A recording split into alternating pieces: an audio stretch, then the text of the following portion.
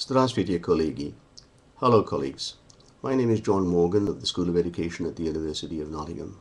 Together with my colleague Grigory Klucharev of the Institute of Sociology at the Russian Academy of Sciences, I recently guest edited a special issue of the European Journal of Education on Russian higher education and the post-Soviet transition. Winston Churchill once said that Russia was a mystery wrapped in an enigma, and to a great extent that aphorism remains true. It is over 20 years since the end of the Soviet Union, and yet we know relatively little of the detail of the process of transition that has since taken place in that great country.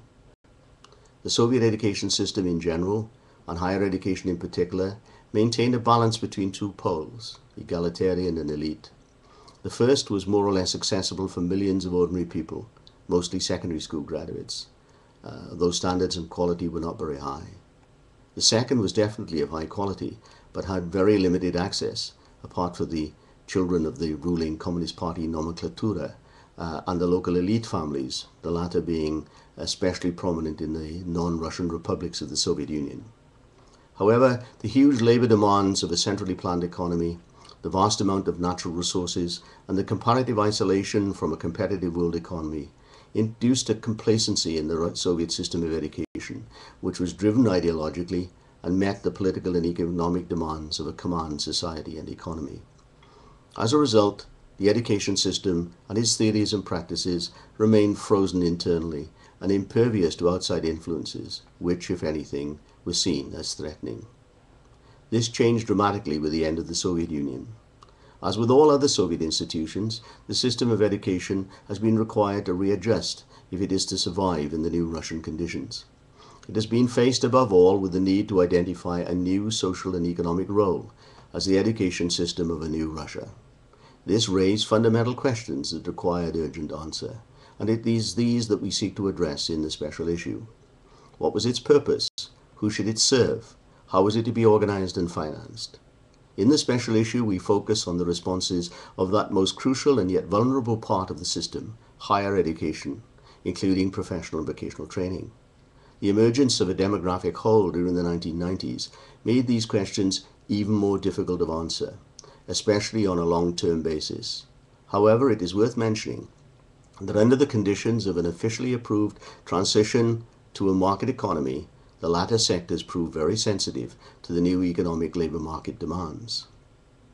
After the shock of the 1990s, the period since 2000 has been one of relative stability in Russian society and economy. This has been true also of the education system, including higher education. Yet Russia remains a society and an economy in transition, but there is now a sense of national recovery and direction. The policy of innovative modernization announced by the leadership of Vladimir Putin and of Dmitry Medvedev, and now of Putin again, stimulated a demand for highly qualified personnel. This challenged Russian universities and other related institutions to achieve a high level of professional education and vocational training. The emphasis was now primarily on human capital development, rather than on the more traditional cultural and academic or scientific missions of higher education. Yet it has also had the effect of creating a new generation of Russian graduates, some of whom are claiming to have a greater say in the government of their country than they have had hitherto. The recent demonstrations in Russian cities, particularly in Moscow, are an evidence of that. Yet the core of the modernization policy, as it concerned higher education, remains essentially one which focused on access, quality and efficiency.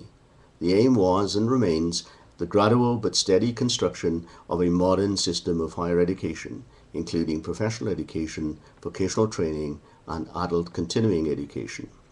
One of the main problems of Russian higher education today is still the relatively small number of graduates who find employment that matches their qualification. Again, the statistical information varies considerably, depending on the source. However, at present, around 40% of Russian students remain unemployed on graduation, a situation aggravated by low salaries. It is worth noting that the transformation of education in Russia is, like elsewhere, a very sensitive matter, with education seen as a social elevator, giving one the chance of improving one's life chances. The most crucial issue in the current economic and political climate is how to share the costs of education between the state and the learners. It is a real and painful social transition from the Soviet period, when education was free for the individual citizen and supplemented by central government or municipal subsidies.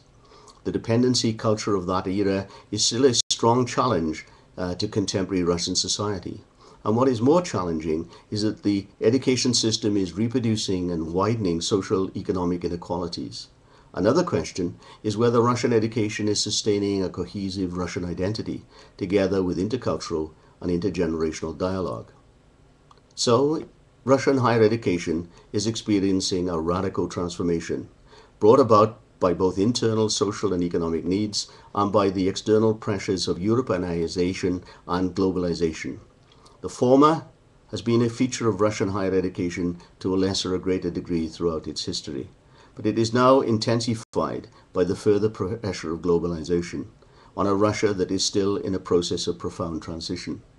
This situation, not unexpectedly, encourages the persistence of conservative attitudes, which are resilient and should not be assumed to be without merit. The articles collected in the special issue consider these problems in detail, with a special focus on Russian higher education in Europe. They are written by leading Russian academics, or by academics who have had an extensive engagement with Russian higher education and scholarly collaboration with Russian colleagues, in some cases extending to the Soviet as well as the post-Soviet period. The articles are based on both original research in Russia and an extensive review of relevant primary and secondary literature in Russian as well as that of other European languages, particularly English and German. I hope you will find the special issue of great interest, and I look forward perhaps to a dialogue with you about its contents. My email address is john.morgan@nottingham.ac.uk. Spasiba vam, thank you, and das vidania. Goodbye.